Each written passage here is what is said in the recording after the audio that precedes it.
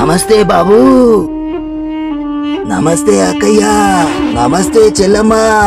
ఏంటి నేను మాట్లాడుతున్నాను అని ఆశ్చర్యపోతున్నారా? మీకు మాట చెప్దామనే వచ్చాను. మీరు నా ముఖం చూసి నా మీద ఉన్న ప్రేమతో నా కొడుకును 2019లో ముఖ్యమంత్రిని చేశారు.